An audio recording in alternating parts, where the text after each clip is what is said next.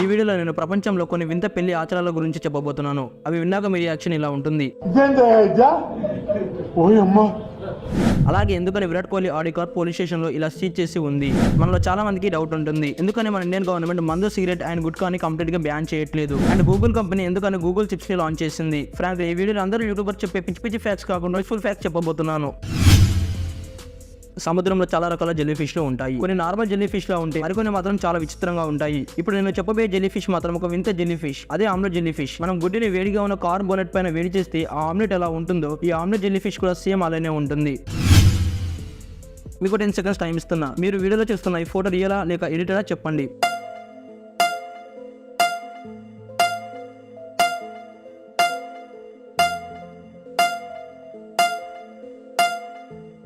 %90 of people ఆ black colour ని చూసి ఇది ఎడిటెడ్ అనుకుంటారు, బట్ అది రియల్ పిక్. అయితే ఇప్పుడు అందరికి వచ్చే డౌట్ ఏంటంటే ఆ బ్లాక్ కలర్ ఏంటి అని. ఆ బ్లాక్ కలర్ మన వన్లోనే డార్కెస్ట్ బ్లాక్ కలర్. దాని పేరు వాంటా బ్లాక్. ఇది వన్లోనే డార్కెస్ట్ బ్లాక్ సబ్స్టాన్స్. ఈ ఇమేజ్ ని చూడండి. అయితే ఇప్పుడు ఫస్ట్ చూపించిన ఈ పిక్ లో బ్లాక్ కలర్ మెటీరియల్ ఏంటో తెలుసా? అది basketball. Vantablack basket ball.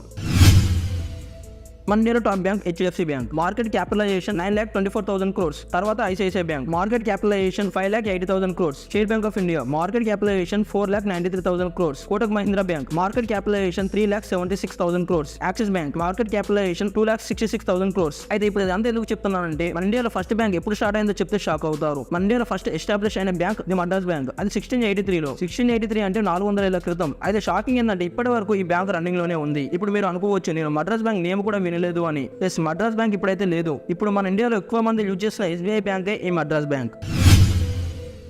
Sweden country మన ప్రపంచంలోనే ఫస్ట్ కంట్రీ. దేనికి అంటారా? అడుక్కోవడానికి కూడా లైసెన్స్ తీసుకోవాలి. వింతగా ఉంది కదా. అక్కడ అడుక్కుంటున్న ప్రతి బిగ్గర్ కి లైసెన్స్ ఉండాలి. ఆ లైసెన్స్ తీసుకోవడానికి 30 euros ఖర్చు అవుతుంది. అండ్ ఆ లైసెన్స్ కూడా జస్ట్ 3 months వ్యాలిడే. మన ఇండియాలో ఎన్నో విలేజెస్ ఉన్నాయి. అయితే మన ఇండియాలో ఉన్న బిగ్గెస్ట్ విలేజ్ ఏదో తెలుసా? తెలుసుకొని ఏం పీకాలి అంటారా? తెలుసుకోవాలి బ్రో, కొన్ని సందర్భాల్లో అవసరపడుతుంది. అయితే ఇండియాలో ఉన్న బిగ్గెస్ట్ విలేజ్ గామర్. ఇది ఉత్తరప్రదేశ్ లో ఉంది. వికీపీడియాలో దీని ఏరియా చూస్తే 4,364 acres అండ్ విలేజ్ పాపులేషన్ వచ్చేసి 26,000 members. మన వాళ్ళు కామన్ గా యూజ్ చేసే ఫుడ్ ఐటమ్ షుగర్. అయితే షుగర్ ని ఫస్ట్ ప్రొడ్యూస్ చేసిన కంట్రీ ఏదో తెలుసా? అది ఇండియాని. ఎస్, మన ఇండియాలోనే ఫస్ట్ చక్కెర షుగర్ కేన్ నుంచి సపరేట్ చేస్తుంది. అండ్ అది ప్రపంచ దేశాలకు ఎక్స్పోర్ట్ చేసేవారు. షుగర్ అనే పదం ఏదో ఇంగ్లీష్ పదం కాదు. షుగర్ అనే వాటిని సాంస్క్రిట్ నుంచి తీసుకున్నారు. సాంస్క్రిట్ లో షుగర్ అంటే చక్కెర.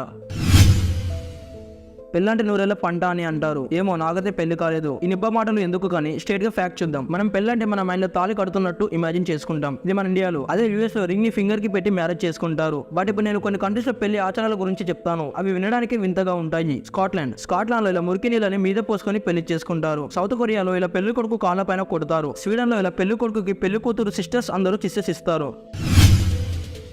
అయితే మనలో చాలా మందికి ఉన్న డౌట్ ఏంటంటే ఎందుకని మన గవర్నమెంట్ సిగరెట్, మందు అండ్ గుట్కాని కంప్లీట్ గా బ్యాన్ చేయట్లేదు? దీనికి మెయిన్ గా 2 బలమైన రీజన్స్ ఉన్నాయి. ఫస్ట్, చాలా మంది అనుకుంటున్నది అండ్ అందరికీ తెలిసిందే, గవర్నమెంట్ కి ½ ఆఫ్ ది మనీ వీటి నుంచే వస్తుంది. అండ్ ఇది ఒకటే రీజన్ కాదు, ఇంకో మెయిన్ రీజన్ కూడా ఉంది. అదేంటంటే ఇప్పుడు మందు, సిగరెట్, గుట్కాని బ్యాన్ చేసిందంటే చాలా మంది బ్లాక్ లో కొంటారు. ఎందుకంటే ఇవి ఒక అడిక్షన్. వీటిని వదిలించుకోవడం అంత ఈజీ కాదు. సో అందుకే బ్లాక్ లో ఎంత డబ్బు పెట్టి కొనడానికైనా ఆలోచించారు. దీనివల్ల గవర్నమెంట్ ఎకానమీ లాస్ట్ లోకి వెళ్ళిపోతుంది. సో అందుకే గవర్నమెంట్ ఇవి ఎంత ప్రమాదం అయినా వీటిని కంప్లీట్ గా బ్యాన్ చేయకుండా లీగల్ చేశారు.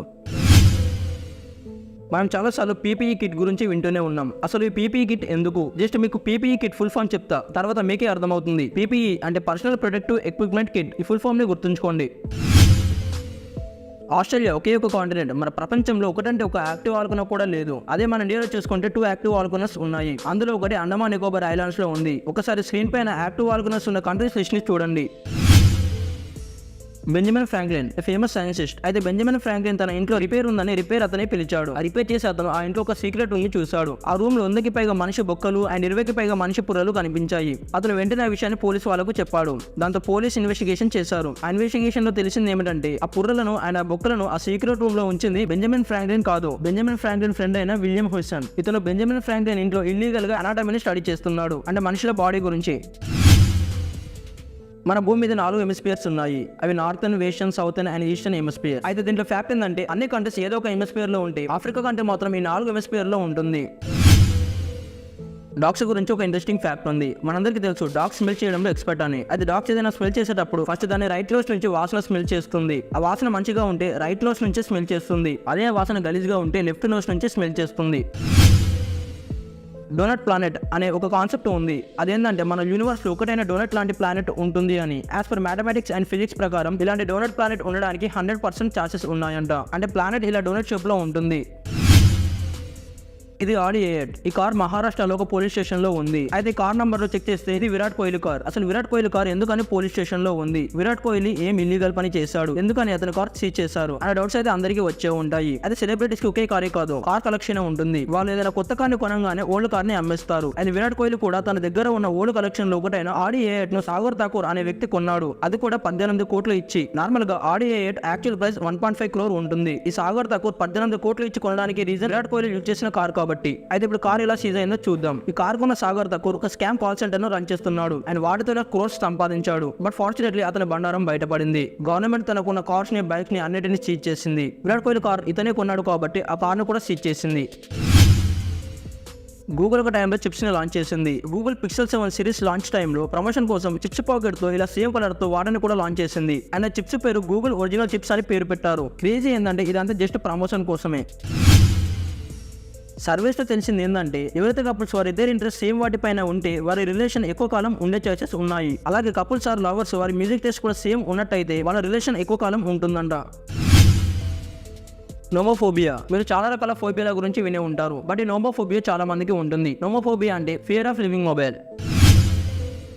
మనం సీక్రెట్ ఏజెన్సీస్ గురించి చాలానే వింటామేంటి చాలా మూవీస్ లో కూడా చూస్తాం. వాళ్ళ టెక్నిక్స్ అండ్ వాళ్ళ స్ట్రాటజీస్ ఎక్స్ట్రీమ్ లెవెల్లో ఉంటాయి. బట్ కామన్ గా వచ్చే డౌట్ ఏంటంటే అదంతా మూవీస్ లోనేనా లేక రియల్ లైఫ్ లో కూడా ఇలానే ఉంటారా? ఇప్పుడు నేను సీక్రెట్ ఏజెన్సీస్ వాడే టెక్నిక్ లో ఒకటి చూపిస్తాను. ప్లే. ఇలా వాళ్ళు షూలెస్ తో కమ్యూనికేట్ చేసుకుంటారు. స్మార్ట్ కదా? మూవీస్ లో మనం చూసే secret agency technique just nothing. Real గా సీక్రెట్ ఏజెన్సీస్ టెక్నిక్స్ తో పోలిస్తే మనమైతే చిన్నప్పుడు ఎగ్జామ్ మల్టిపుల్ చాయిస్ క్వశ్చన్ లకు మన ఫ్రెండ్ ఒకసారి ఐ బ్లింక్ చేస్తే ఆప్షన్ ఏ అని, 2 సార్లు బ్లింక్ చేస్తే ఆప్షన్ బి అని, ఆప్షన్ సి అయితే 3 సార్లు బ్లింక్ చేయడం, ఆప్షన్ డి అయితే 4 సార్లు ఐడి బ్లింక్ చేయడం మనం స్కూల్లో చాలానే చేస్తాం. మనం బాగా ఆకలిగా ఉన్నప్పుడు మన కడుపు నుంచి ఇలా సౌండ్స్ వస్తాయి. ఇలా ఎందుకు వస్తుందంటే మన స్టమక్ అనేది ఒక లాంగ్ ట్యూబ్. అది మన మౌత్ నుండి ఎండ్ హోల్ వరకు కనెక్ట్ అయ్యి ఉంటుంది. ఎండ్ హోల్ అంటే అదే మనం తిన్న ఫుడ్ ఆ ట్యూబ్ నుంచి ట్రావెల్ చేస్తుంది అండ్ కిందికి నెట్టబడుతుంది మజిల్ కాంట్రాక్ట్ ఆధారంగా. ఈ ప్రాసెస్ ని పెరిస్టాల్టిక్స్ అని అంటారు. ఈ ప్రాసెస్ ని ఫుడ్ కిందికి పంపించడానికే కాకుండా తిన్న ఫుడ్ ని, లిక్విడ్ ని అండ్ డైజెస్టివ్ జ్యూసెస్ ని మిక్స్ చేయడానికి హెల్ప్ అవుతుంది. సో స్టమక్ లో ఫుడ్ ఉన్నప్పుడు ఆ కాంట్రాక్షన్ ఫుడ్ లో జరుగుతుంది. అదే స్టమక్ లో ఫుడ్ లేకపోతే ఆ కాంట్రాక్షన్ ఎయిర్ తో జరిగే సౌండ్స్ ని ఫార్మ్ చేస్తుంది. సో అందుకే మన స్టమక్ ఎంప్టీగా ఉన్నప్పుడు ఇలా సౌండ్ చేస్తుంది.